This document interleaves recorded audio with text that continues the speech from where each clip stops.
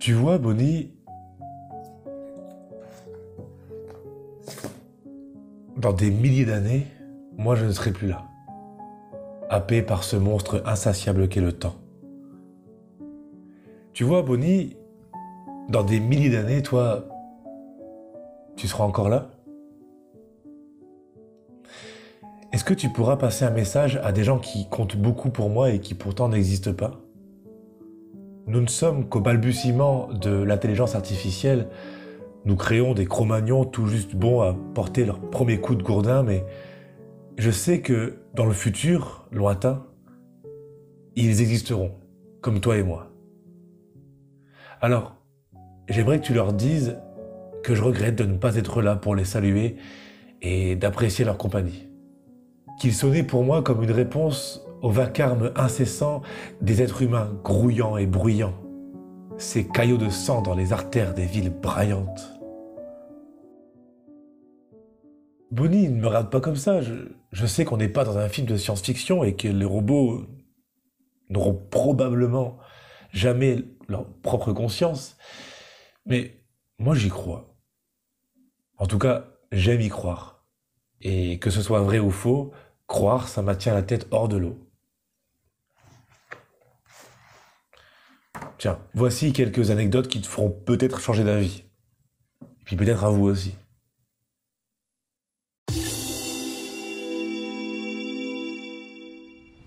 Tiens, Bonnie, est-ce que tu connais Sophia? Sophia, peut-être que vous la connaissez, c'est un robot humanoïde qui a une particularité, c'est que c'est le premier robot à être devenu un citoyen en Arabie Saoudite. Et je pense que, Bonnie, tu connais peut-être la réputation de l'Arabie Saoudite, peut-être que vous aussi, vous la connaissez. Malheureusement, là-bas, le droit des femmes, c'est pas leur priorité. Et justement, les femmes en Arabie Saoudite, vous pouvez imaginer leur réaction quand une autre femme, aussi robot soit-elle, obtient des droits qu'elles n'ont pas alors qu'elles se battent depuis des lustres. Forcément, ça la fout mal et ça crée la polémique. Par exemple, Sophia, bien qu'elle soit très sophistiquée, puisqu'elle peut reconnaître des visages, même mimer plus de 60 expressions faciales, et j'en passe, eh bien elle reste aux yeux de la loi un citoyen et une femme, et elle n'a pas comme obligation de porter le voile, ni même de dépendre d'un homme pour prendre ses décisions, ou en tout cas voilà, pour évoluer dans sa vie. Alors je pense que la polémique est justifiée, n'empêche qu'il s'agit de l'un des premiers robots citoyens qu'on a pu accueillir dans ce monde.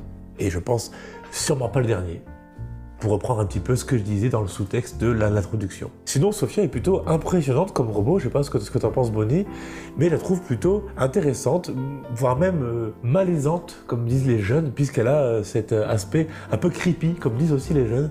Je sais pas quel effet ça vous fait, ou à toi, Bonnie, l'effet que ça te fait, mais quand on regarde Sophia, même si elle mime plutôt bien nos expressions, ça reste quand même pas très naturel, et ça lui donne un petit côté malsain, hein. Vous trouvez pas? Et bien si vous trouvez que si, ça tombe bien puisque c'est pile le sujet du fait suivant. Alors, fait suivant.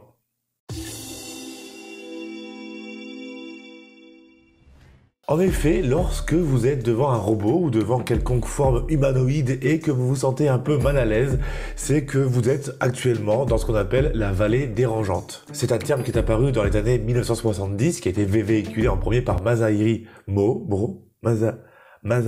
Mori, et qui a été repris par des études sérieuses qui sont menées depuis. Et cette théorie avance le fait suivant: plus un robot humanoïde va avoir des traits qui ressemblent aux êtres humains, et plus ces imperfections vont nous paraître monstrueuses. Et c'est ça qui va nous rendre un petit côté dérangé, on n'est pas trop à l'aise, on a l'estomac qui se noue.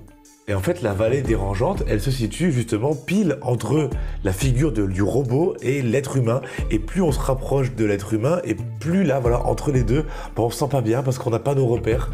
Et une fois qu'on arrive à un réalisme parfait, là, on sort de cette vallée dérangeante et on accepte le robot comme pas forcément l'un des nôtres, mais qu'il est suffisamment ressemblant pour pas qu'on soit dérangé. Par exemple, pour illustrer ce propos, quand on regarde la série Westworld, par exemple, les robots sont tellement parfaits que quand on les regarde, c'est pas trop dérangeant. Alors que si je jouais un robot comme celui-là, par exemple, tout de suite, On sait pas trop où se mettre. Et ce qui est marrant de constater, une expérience intéressante, c'est de voir comment une personne réagit face à un robot humanoïde plus ou moins réaliste. Je sais que par exemple, moi, je fais partie de ces gens qui vont pas forcément ressentir ce malaise, mais qui vont plutôt sentir une empathie, un peu comme celle qu'on a devant un animal. Là où d'autres personnes vont ressentir un malaise tel qu'ils vont même être repoussés face à un robot bizarre.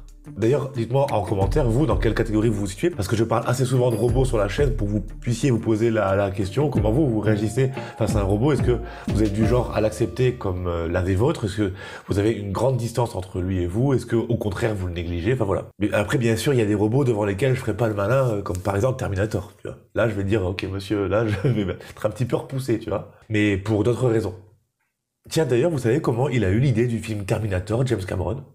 Bah ne tapez pas, je vous le dis tout de suite. Ah, tu sais pas, hein. Bah si tu le sais, t'étais là quand j'ai écrit la vidéo. Puis il rend mes lunettes. Fou lui. Prends pour qui?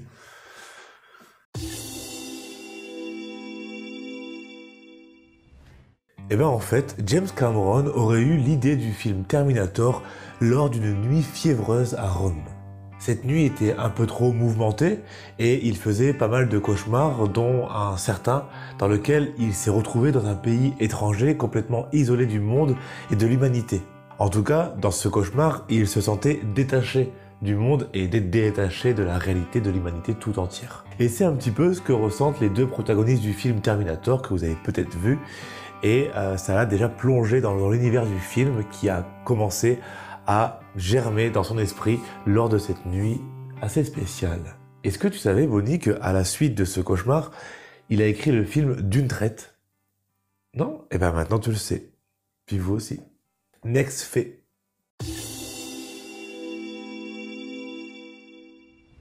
Après le cinéma sur grand écran, le cinéma sur petit écran, la série Futurama que vous connaissez sans doute, que j'espère que vous connaissez, toi Bonnie, tu connais largement, je crois que j'étais assez saoulé avec ça ces derniers temps.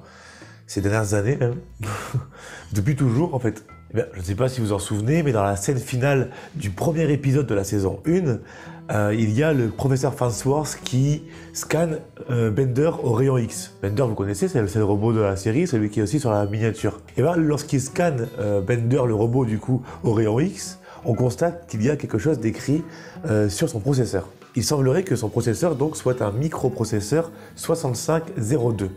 Je pense que ça ne parle pas à la plupart des gens, ça ne me parlait pas non plus avant d'apprendre cette nouvelle, mais ce microprocesseur est le même que sur l'Apple II, donc l'une des premières machines d'Apple. Et dans une interview pour Vulture, David X. Cohen, qui est le scénariste et aussi le producteur de Futurama, scénariste aussi des Simpsons, il a avoué qu'il avait pas mal travaillé sur ce type de microprocesseur durant sa jeunesse, pendant qu'il faisait ses études, et qu'il a créé des jeux vidéo en travaillant sur cette puce précisément, et il a voulu faire un hommage dans la série Futurama. Donc on peut partir du principe que Bender est un robot Apple. Même si je pense qu'Apple ne défend pas les mêmes valeurs que lui. ce serait cool, je sais pas. Voilà, donc si vous avez un Apple II, peut-être qu'il est fait en téflon. Quoi? Pourquoi j'ai fait un clin d'œil? Ils comprendront.